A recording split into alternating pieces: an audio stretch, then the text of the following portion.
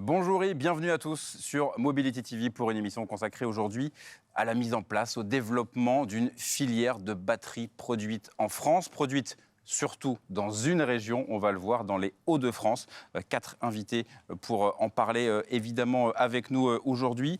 Xavier Bertrand, bonjour. Bonjour. Vous êtes le président de cette région qui est en train de devenir une terre de batteries et pas que. On va voir que évidemment cet écosystème de la voiture électrique est très important pour le tissu industriel du pays. Donc on va voir ça avec vous évidemment et avec Yann Vincent. Bonjour, bonjour. Patron d'ACC. Donc ce sera la première usine qui va produire ces batteries Made in France du côté de Douvrin. Ensuite, on ira du côté de Douai, de Dunkerque. Dunkerque, parce que voilà, on s'y perd avec tous les D, les 3 D dans les Hauts-de-France avec vous, Benoît Leménian, pour Vercors. Ce sera un petit peu après, mais il y a déjà énormément de choses à dire avec vous, bien évidemment. Et puis, parce qu'on va parler forcément emploi pour cette émission. Alain Roumillac, bonjour. Bonjour. Vous êtes le président de Manpower Group France, évidemment.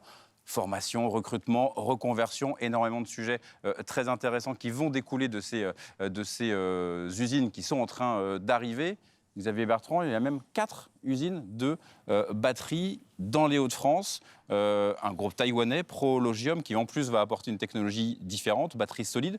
Comment vous avez fait pour les attirer eux aussi? On peut se dire que les constructeurs français, il y a une logique. Comment on arrive à attirer un groupe taïwanais qui cherchait un pays en Europe, si je ne dis pas de bêtises, Pays-Bas, Allemagne, Pologne, et finalement c'est la France? La compétition était surtout au final avec les États-Unis. Carrément. Avec parce les que États-Unis, c'était soit l'Europe, soit les... Il y a la question de l'énergie aux États-Unis et puis surtout l'IRA. Ce qui d'ailleurs, on va peut-être en parler dans cette table ronde, mais c'est l'occasion de se dire que maintenant qu'on produit des batteries électrique en Europe, il faut le même système que les Américains. Ce n'est pas du protectionnisme, c'est de la réciprocité. Jusqu'ici, c'était compliqué, effectivement. Je ne joue pas sur les mots, il faut clairement qu'on mette en place le même système. D'ailleurs, je crois que M. Biden avait dit à M. Macron, quand il s'était plaint du système, il dit « vous n'avez qu'à faire la même chose ». Maintenant, on est prêt à faire exactement la même chose. C'est ça. Comment on fait? Déjà, c'est de croire à l'automobile. C'est un bon il y a début. des gens, il y a des élus qui n'aiment pas trop la voiture. Nous, on aime l'automobile. Ouais. Elle fait partie, pour moi, du patrimoine français. La voiture fait partie de ce qu'est la France et de ce qu'elle représente. Deuxièmement, c'est de l'industrie, c'est de l'emploi, c'est de l'activité. Et pour ne rien vous cacher, je suis amoureux d'automobile depuis plus de 50 ans. Et donc, je me suis toujours passionné pour les évolutions de l'automobile. Et à partir du moment où on a vu qu'en 2035, c'était terminé des moteurs thermiques, je pensais à l'origine que le calendrier aurait pu être un peu différent. Mais à partir du moment où l'Europe a confirmé, quand le vin est tiré, il faut le boire. Et donc, on s'est précipité à l'époque auprès de Stellantis pour dire, s'il y a un dossier, c'est un dossier ouvert, une compétition totalement ouverte, on sera candidat et on sera la région qui mettra le plus sur la table. Parce que, comme on était une région automobile forte, je voyais que si on ne prenait pas le virage de l'industrie automobile, on aurait eu plutôt à pleurer l'évolution qu'à essayer de prendre ce temps d'avance. C'était ça l'idée. Et après, il y avait un deuxième choix, c'est qu'une gigafactory, c'est bien, mais 2, c'était bien aussi.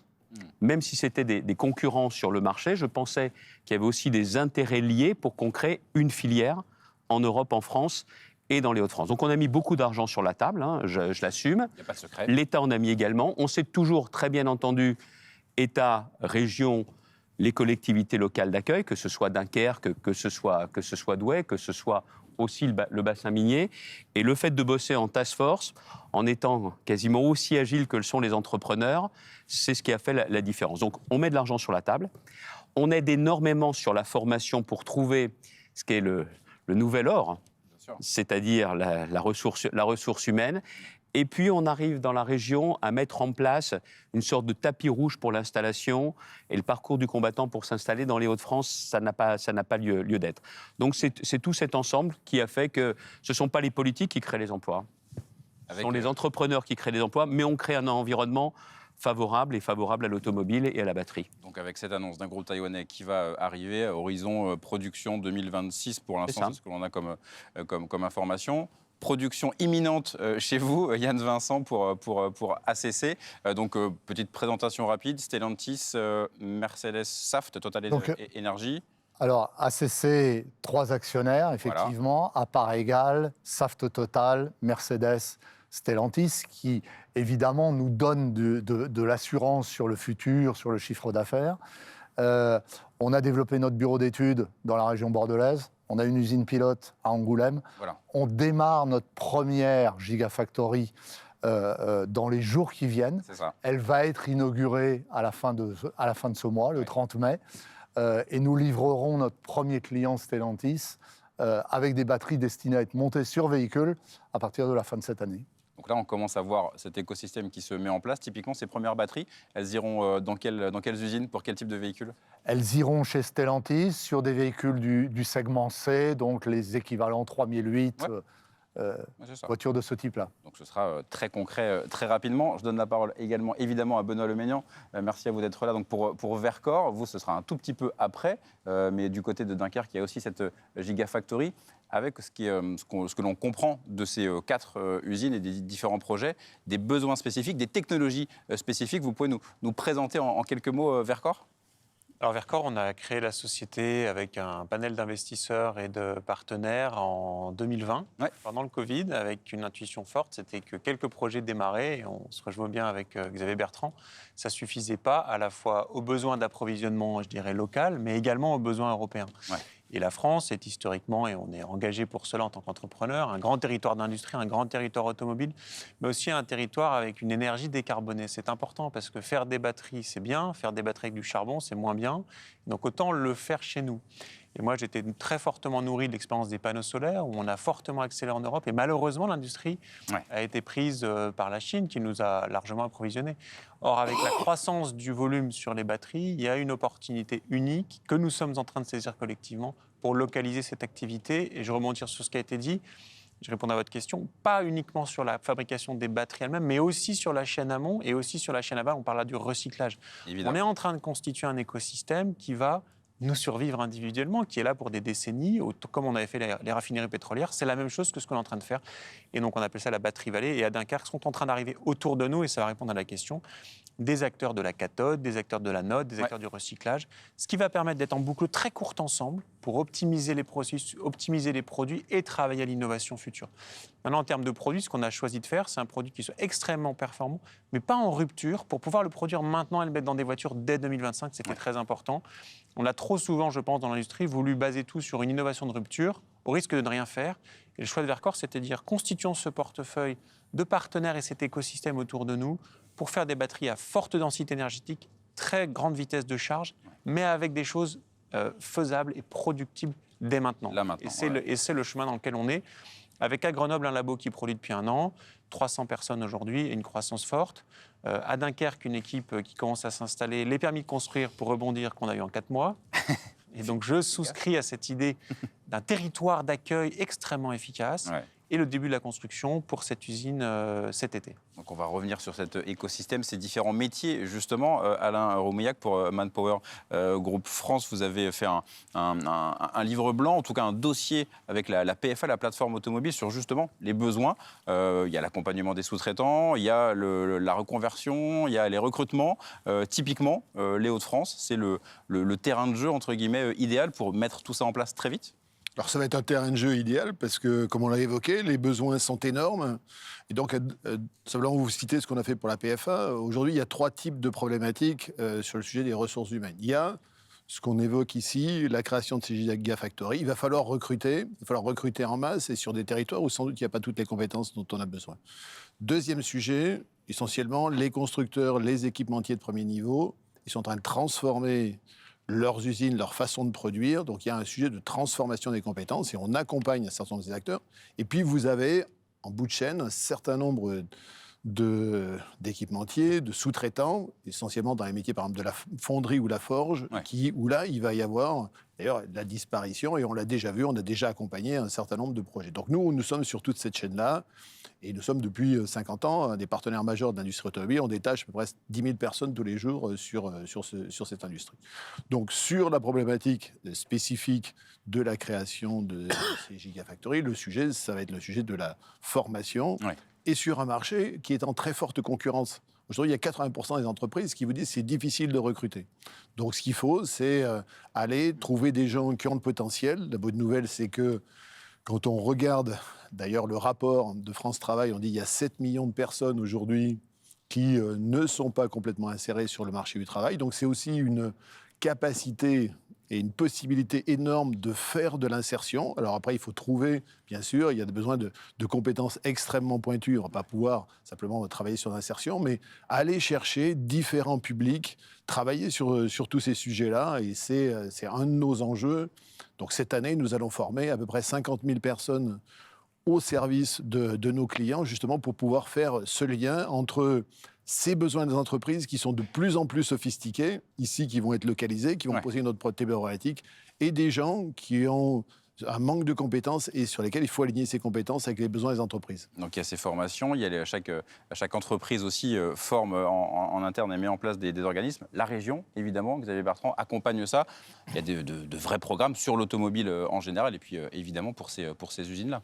Ce n'est pas seulement des vrais programmes, c'est des nouveaux programmes. Ouais. On a d'ailleurs lancé un projet qui s'appelle Electromob. Enfin, ce n'est plus un projet, c'est une réalité.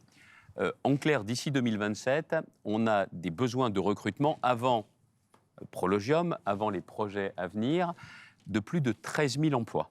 Et là, donc, ça c'est pas uniquement les gigafactories, c'est l'existant, c'est tous ceux qui sont autour, voilà, qui se décomposent à peu près pour la moitié en opérateurs. Ouais. Il y a des mécaniciens, il y a des ingénieurs, il y a aussi des managers. Ouais. Donc, plutôt que de s'y prendre au dernier moment et puis chacun dans son coin, on a regroupé tout le monde. Et je remercie aussi les constructeurs parce qu'ils sont concurrents. Non, là, ils sont partenaires. Ouais, ils sont partenaires dans Electromob parce que les premiers, c'est ACC, Stellantis, les autres arriveront très vite. Et donc, on va être capable derrière de pouvoir mettre à disposition, d'une certaine façon, avoir le sourcing et la formation qui va bien. Donc, on y consacre beaucoup de moyens, mais c'est la clé. Et pour ne rien vous cacher, pour moi, c'est la clé de l'attractivité. Je n'ai pas le droit de me planter. Je n'ai pas du tout la possibilité. Ils me disent, écoutez, monsieur Bertrand, vous êtes sympa, on est venu chez vous, mais derrière, on ne trouve pas le personnel. On a une obligation de résultat. En politique, on dit souvent une obligation de moyens. Non, on a une obligation de résultat. Parce que si on veut que l'attractivité soit toujours au rendez-vous, la clé pour nous, c'est de permettre à toutes les entreprises, dans tous ces secteurs, de trouver le personnel. Donc il y a bien évidemment, il y aura de la formation initiale, des jeunes qui vont aller vers ces métiers-là. Il y aura de la reconversion, des gens qui ont envie d'aller sur ces nouveaux métiers. Il y aura aussi une partie, on ne va pas se raconter l'histoire, de l'industrie automobile avec les moteurs thermiques qui basculera aussi sur ces métiers. Ouais. Et puis derrière, j'ai aussi des demandeurs d'emploi d'aujourd'hui qui pourront accéder à l'emploi. Le taux de chômage a baissé dans la région un peu plus que la moyenne nationale, mais il est toujours plus élevé. Ce qui nous donne aussi la possibilité d'avoir une ressource en main-d'œuvre disponible, mais qu'il faut former. Et encore une fois, j'ai conscience en permanence d'avoir une obligation de résultat en la matière. Oui, avec des ambitions à 2030, forcément, en termes de production de voitures, de batteries, c'est souvent les chiffres qu'on donne, mais derrière, il y a évidemment des milliers d'emplois. Pour ACC, de manière concrète, comment ça c'est en train de se... Bah, c'est même plus que concret, c'est maintenant. Vous êtes encore en cours de recrutement parce qu'il y a cette stratégie de déploiement qui se met en place dans les mois qui viennent. Alors, aujourd'hui, on a d'ores et déjà 250 personnes sur le site de Billy Berthelot d'Ouvrin, donc qui sont en train d'installer les machines, qui sont en train de les démarrer. On devrait atteindre 450 à la fin de cette année. Et lorsque l'on aura construit la totalité de la capacité, puisqu'en fait, on va en construire des blocs additionnels, voilà, on devrait atteindre 2000 personnes. Il est évident que la qualité de la main-d'œuvre, sa disponibilité, pour commencer, est absolument fondamentale pour nous. C'est un facteur critique de performance. On est engagé dans une compétition qui est une compétition extrêmement dure. Il ne faut pas se raconter d'histoire, hein. Il nous faut faire en sorte que nos batteries soient compétitives en termes de définition technique, évidemment, en termes de coût.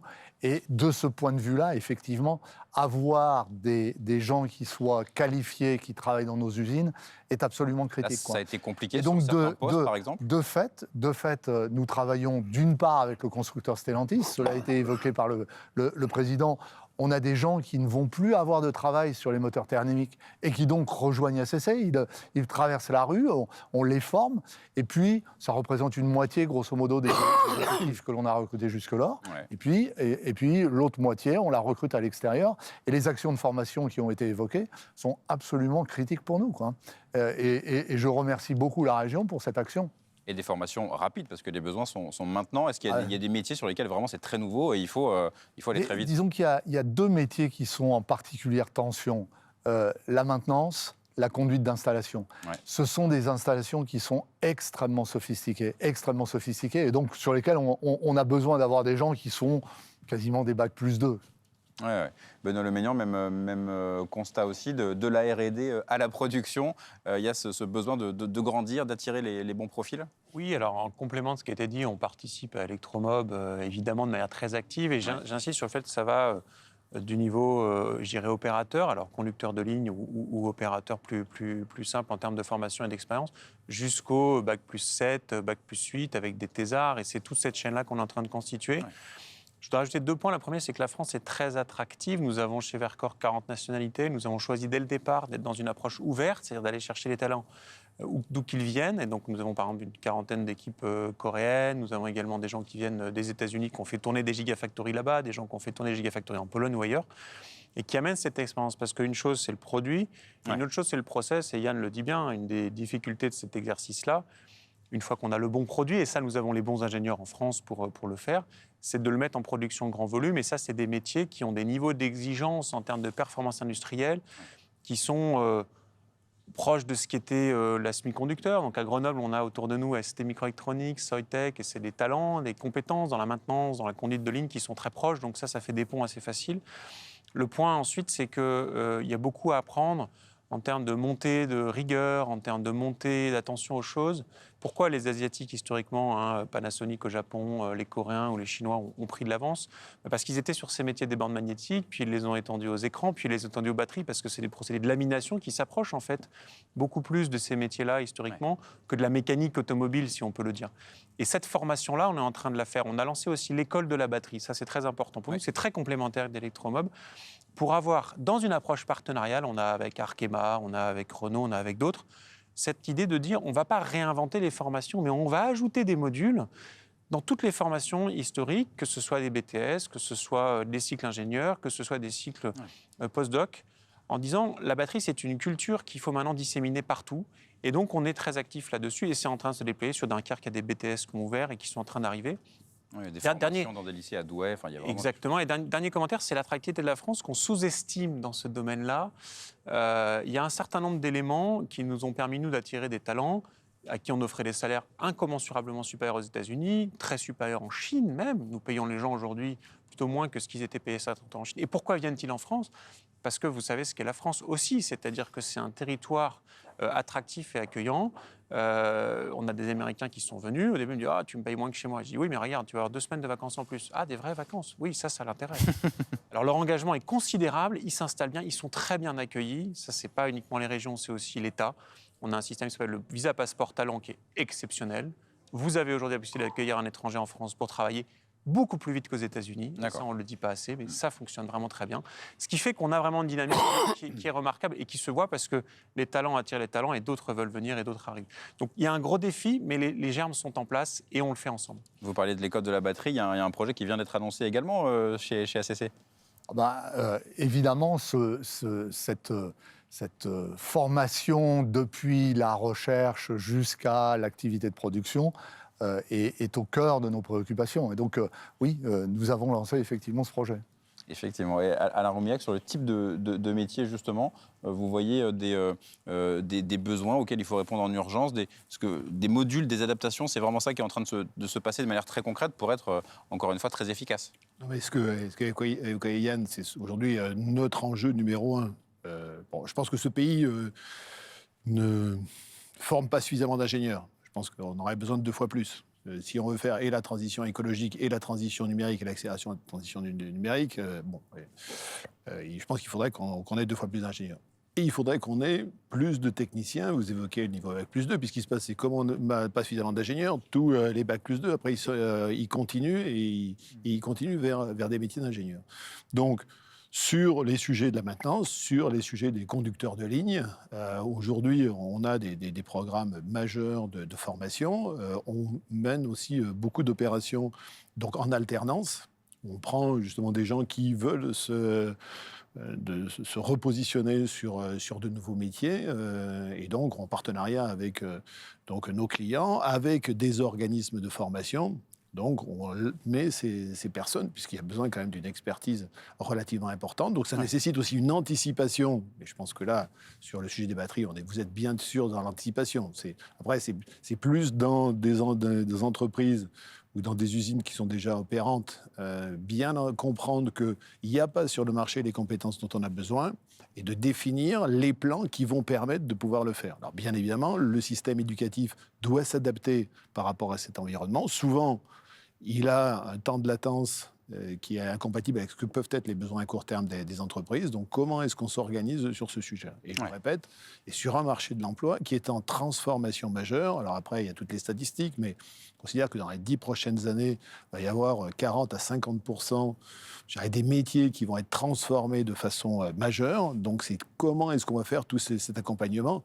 Et je réinsiste aussi sur un marché qui est hautement concurrentiel secteur par secteur, parce qu'on évoque un sujet, nous aujourd'hui nous sommes très sollicités sur la relance de la filière nucléaire, qui a à peu près les mêmes types de problématiques et un niveau de magnitude extrêmement important. Effectivement, donc une concurrence. Cet aspect emploi pour attirer un géant taïwanais comme Prologem, forcément, il faut aussi leur donner, vous parlez d'obligation de résultats, là aussi, il faut leur dire, très bien, venez chez nous, il y aura les bons profils pour être efficace assez vite. Et comme on est en complémentarité avec ce que fait l'État, avec ce que fait notamment la communauté urbaine de Dunkerque, là où la région peut intervenir, c'est aussi très clairement sur la formation. Ouais. Sur une première tranche, on va être à peu près à 12 millions d'euros sur la seule formation, avant même que ça continue à monter en puissance. Ouais.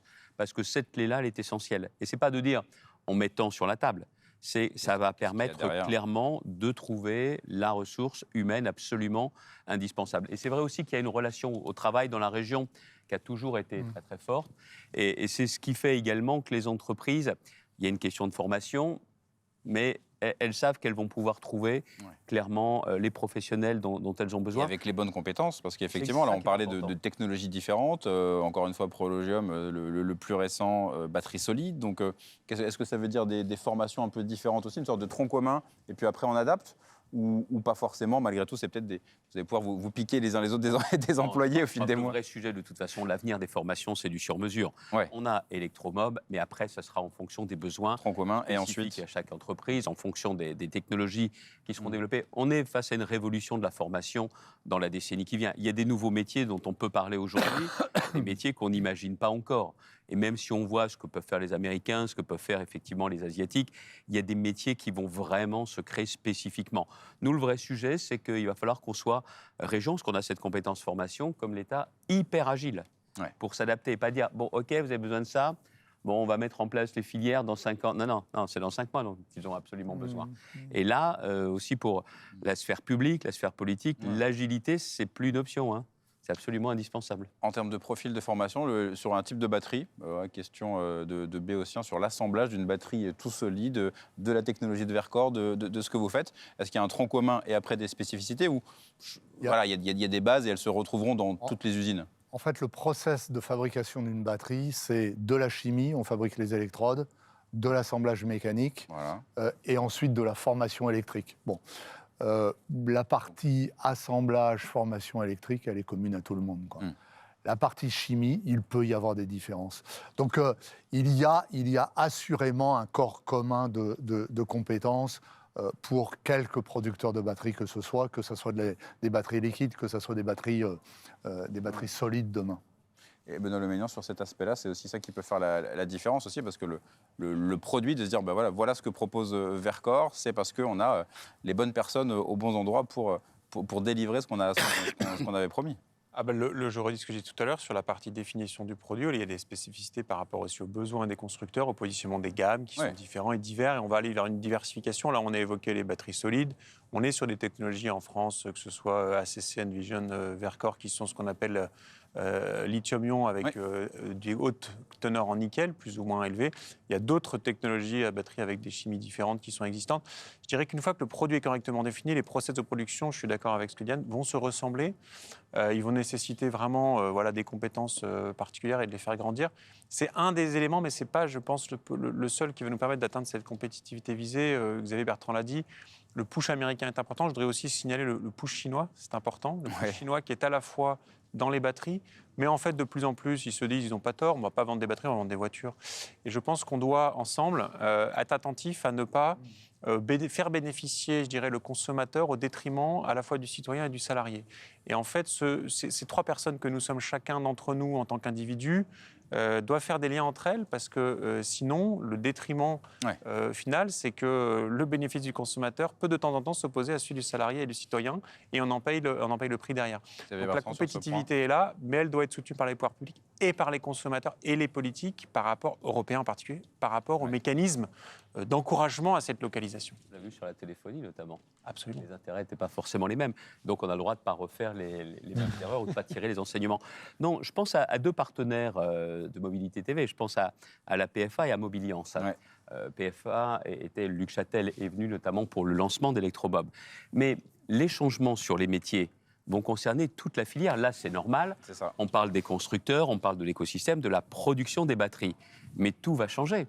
Parce que même pour les vendeurs, les modules de formation ou alors la formation chez les concessionnaires vont aussi changer. Parce que sur l'automobile, il va bien falloir s'adapter aux vrais besoins des consommateurs. Après, il y a aussi un autre sujet, sur l'ensemble de la filière. Je pense, encore une fois, vraiment beaucoup à l'aval, que ce soit le recyclage ou autre. Là, ça va être une transformation pour l'ensemble de ces métiers. Donc, il y a le cœur des métiers qui sont les personnels des gigafactories. Il y a tous les emplois induits. Mais il y a aussi la révolution des métiers de l'automobile.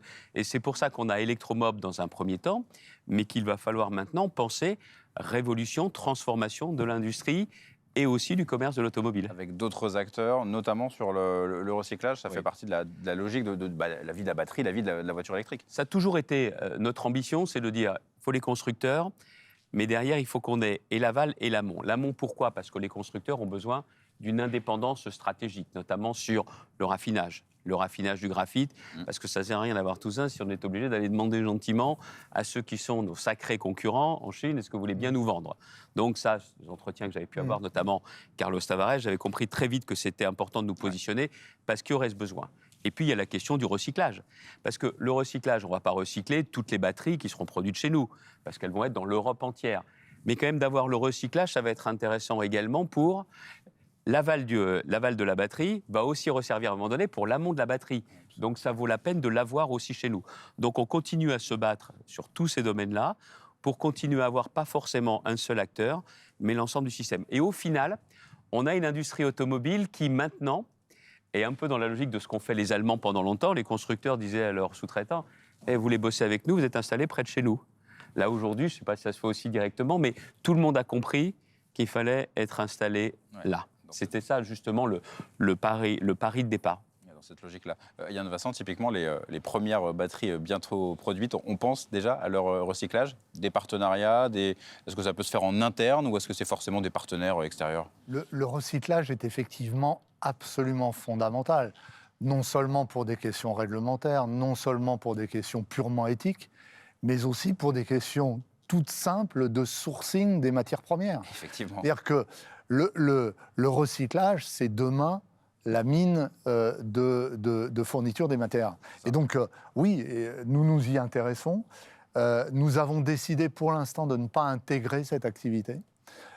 Mais nous considérons qu'il est extrêmement important qu'elle soit le plus proche possible du chimiste. C'est-à-dire que c'est là où la boucle va se refermer de la manière la plus rapide possible.